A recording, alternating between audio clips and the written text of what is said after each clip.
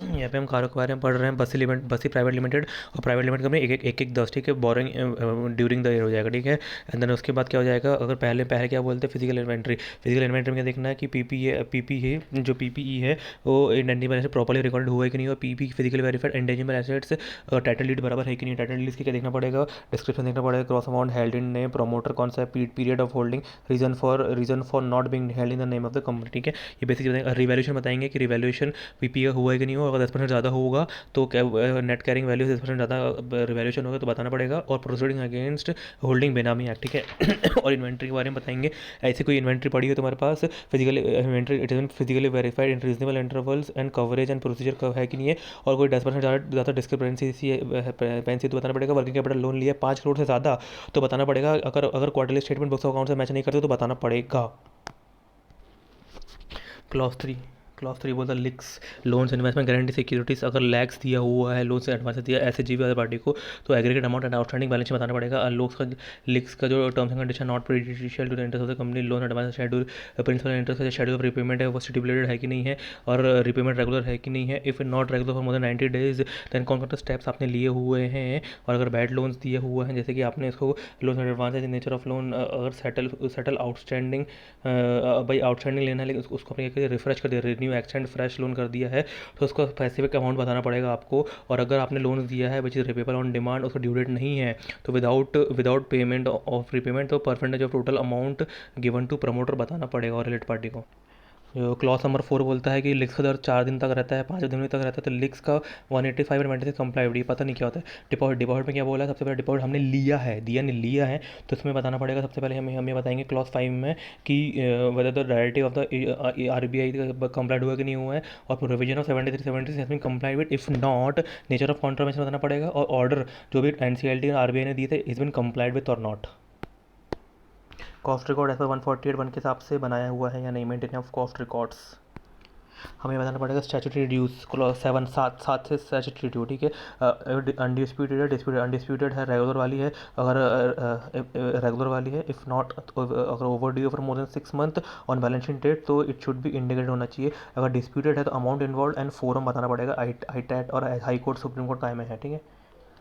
देखो 8 तारीख को वाट लग गई, वाट लगे ना इनकम डिस्कस करना पड़ेगा। 8 तारीख को वाट लगे, आईटी अमाउंट ने लगा दी वाट, तो क्या बोलेंगे सबसे पहले, जो transaction which is not recorded in the books of accounts surrender and disclosed है during the tax assessment, it is required to be properly recorded, ठीक है। मेरी कहानी इसे बता रहा है 3 का स्क्वायर यानी 3 का स्क्वायर यानी 9 यानी रिपेमेंट ऑफ लोन। अब क्या बोलेंगे, default in repayment declare wilful default क्यों हुआ होगा, amount not utilise for the purpose it is been used, term loan लिया होगा शॉर्ट टर्म के लिए, लॉन्ग टर्म के लिए यूज़ कर लिया, या फिर फंड रेज किया टू मीट ऑब्लिगेशन ऑफ एसएचजीवी, या फिर लोन लिया है टू प्लेज सिक्योरिटी ऑफ एसएचजीवी। और रिपेमेंट शेड्यूल यहाँ बता देंगे, विलफुल डिफॉल्टर हो गया है तो बताएंगे कि number of securities, nature security, lander, amount, interest, days, remarks, खत्म। क्लॉज 9 3 का स्क्वायर तो हो गया, तो क्लॉज 10 में ten ten ten ten ten टारा हमारा आईपीओ लग गया, तो money raise for the purpose it has news. Clause 10 भी प्रेफरेंशियल अलॉटमेंट, इसका भी जो अमाउंट बचा। जो क्लॉज 11 फ्रॉड, अगर बाय द कंपनी और ऑन द कंपनी होता है, मतलब कब कंपनी कर रही है किसी के ऊपर या फिर कंपनी के ऊपर किसी ने किया हुआ है, तो दोनों रिपोर्ट करना पड़ेगा। और अगर नोटिस भी हो रहा है तो भी करना पड़ रहा है, ठीक है। और 147(12) के हिसाब से भी 11 के हिसाब करना पड़ेगा, ठीक है। 12 तारीख को निधि आने वाली है, तो निधि कैसे याद रखेंगे, निधि कंपनी क्या बोलेंगे, net owned fund to deposit ratio जो हमारा है वो 1:20 के रेशियो में 2 मीटर लाइन एंड जो अनकम्बर्ड 10% ऑफ अनकम्बर्ड टर्म डिपॉजिट कर रही है, नहीं कर रही है, और कोई defaulting payment of interest and repayment के लिए डिफॉल्ट करेंगे तो क्लॉज 12 में गए। चलो खत्म करते हैं हम इसको। एनआरआई एनआरसी यानी निधि कंपनी मैंने बोल दिया। रिलेटेड पार्टी के बारे में कुछ भी होगा बता। इंटरनल ऑडिट कंपनी से बराबर हो रहा है कि नहीं है। नॉन कैश ट्रांजैक्शन डायरेक्टर और पर्सनल अकाउंट को हम नॉन कैश ट्रांजैक्शन दिए। आरबीआई के बारे में बताना है कि अगर कोई कंपनी है जो अंडर 45 आई के हिसाब से एनबीएफसी में होना चाहती है तो वो हुई है नहीं हुई है, सर्टिफिकेट ऑफ रजिस्ट्रेशन बराबर मिला है नहीं मिला है। अगर वो सीआईसी कंपनी है, कोर इन्वेस्टमेंट कंपनी, तो भाई वो सबसे बराबर बनाई कि नहीं बनाई है। और अगर एक से ज़्यादा सीआईसी है तो नंबर ऑफ सीआईसी बताना है। कैश लॉस बताना है कि अगर उसका पीबीटी से निकालने का, जो कैश लॉस निकालने का, minus plus non cash expensive minus non cash income, ये माइनस कर देंगे तो हमारा कैश लॉस ऐसा जाएगा। तो ये कैश लॉस हमको बताना पड़ेगा। कैश लॉस अगर 1 साल के लिए बताना पड़ेगा, और प्रीसीडिंग फाइनेंशियल मतलब इमीडिएट पिछले साल का बताना पड़ेगा। और रेजिग्नेशन बाय स्टैट्यूटरी जो भी रेजिग्नेशन कर रहा है वो बताना पड़ेगा। गोइंग कंसर्न, अगर गोइंग कंसर्न असम्पशन अफेक्ट हो रहा है, मतलब हम realisation of assets, repayment of liability, discharge in the normal course of business कर सकते हैं, तो हमारा बराबर चल रहा है।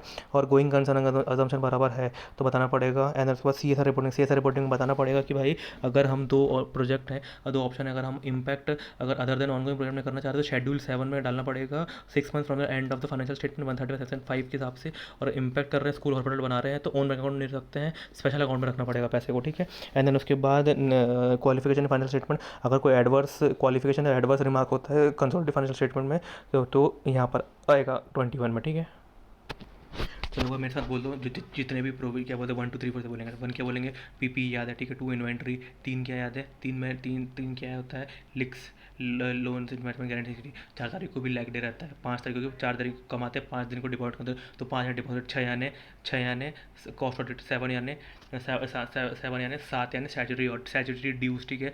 8 यानी वाट लग गई, यानी इनकम डिस्क्लोज करना पड़ेगा। 9 यानी 3 का स्क्वायर, लोन को रिपेमेंट करने में। 10 यानी टन टन टन टन टारा, 10 में आईपीओ लग गया है हमारा। 11 यानी 10 का आईपीओ हो जाएगा। 11 क्या हो जाता है, 11 क्या हो जाता है, 1 मिनट यार, 10 हो जाएगा 11 हो जाता है, रो बताता हूँ। 12 से निधि कंपनी जारी होती है, एनआरसी, एनआरआई, एनआरसी जारी होता है। Nidhi company, R for related party, I for internal control, NRC यानी non cash transactions, R for RBI, and then C for cash losses, NRI, NRC. और स्टैट्यूटरी ऑडिटर बनने का सपना है, और स्टैट्यूटरी ऑडिटर बनने का गोल है, जिसके लिए वो सीएसआर कर रहा है। तो statutory resignation by statutory auditor, and then goal G से क्या हो जाता है, गोइंग कंसर्न असम्पशन अफेक्ट हो रहा है। एंड देन उसके बाद सीएसआर, एंड देन उसके बाद अदर 21 यानी वही कि सीएफएस अगर कर रहे हैं तो।